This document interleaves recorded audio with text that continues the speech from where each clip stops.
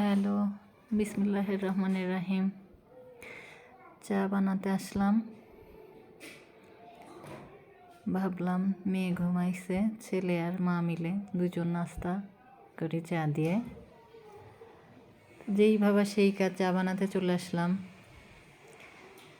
চাটা চুলায় বসিয়ে ওয়াসিককে জিজ্ঞাসা করলাম যে বাবু কী দিয়ে খাবে চাটা। ওয়াসিক বাবু বলল যে মা, চাটা আমি বিস্কিট দিয়ে খাবো। ও সাধারণত ব্রেড দিয়ে খেতে পছন্দ করে, আজকে বলছে যে মা আমি বিস্কিট দিয়ে খাবো। ওয়াসিক বাবু কখনো কখনো যেটা পছন্দ করে সেটার উপরেই 2-4 দিন থাকে।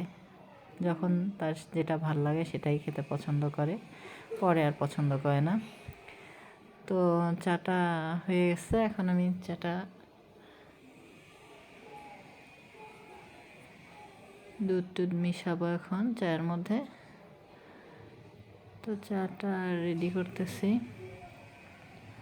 তো নিজের জন্য আসলে কখনো সময় হয় না যে চা বানিয়ে খাবো, যে বসে রিল্যাক্স একটু মাথায় টেনশন থাকবে না, নিজের জন্য সময় বের করে খাবো, এটা হয় না আসলে। বাচ্চা কাচ্চা ছোট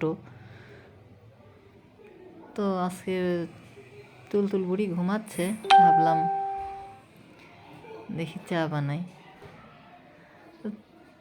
চাটা খুব একটা আমার পছন্দ না বলতে সময়ও পাই না, এভাবে নিজের জন্য বানানো হয় না কখনো, খুব একটা পছন্দ না। তো ওয়াসিকবাবু যেহেতু বললো, এজন্য ভাবলাম চাটা রেডি করি। চাটা খেতে মন চাচ্ছিল, মাথাটা একটু ব্যথাচ্ছিল, চাটা রেডি করলাম। তো চাটা রেডি করে ওয়াসিকবাবুর সাথে এখন বসে খাবো। আসলে আমার নিজের মনে হয় যে নিজের চা বানাইলে খুব একটা মজা হয় না, কেউ বানাই দিলে তখন আসলে ভাল লাগে। মনে হয় যে নিজে যদি কেউ বানায় সামনে দেয় তখন মনে হয় যে একটু চা খাই। নিজের আসলে নিজে থেকে কখনো ইচ্ছা করে না নিজে চা বানাই নিজের জন্য খাই। তো এই তো আজকে মনে হচ্ছে খাই একটু, তো বানিয়ে ফেললাম চাটা। দেখা যাক তুলতুল পুরি কতক্ষণ ঘুমিয়ে থাকে। তো চাটা রেডি করা আমার প্রায় শেষ, এখন আমি আর ওয়াসিকবাবু বসে খাবো। তা কেউ কি চা লাভার আছেন যারা যারা চা খেতে চান? যদি আমি ভালো পারি না বানাইতে, মানে বানানো একদমই কম হয়, জন্য আসলে ভালো পারি না।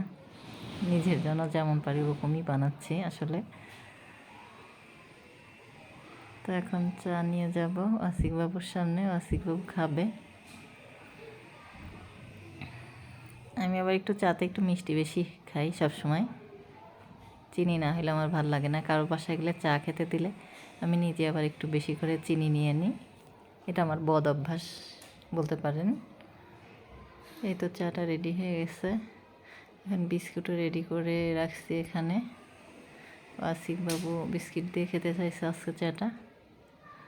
তো এই তো এখন চা নিয়ে যাচ্ছি ওয়াসিকবাবুর কাছে।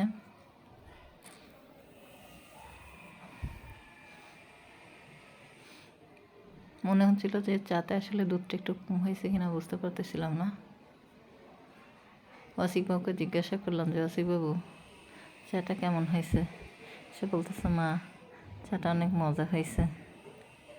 আসলে নিজেই জানে না যে আসলে কোনটা মজা আর কোনটা মজা না, সে দেখাচ্ছে মা ভালো হয়েছে। তো এর মাঝে তুলতুল বুড়ি উঠে হাজির, সেও চলে আসছে।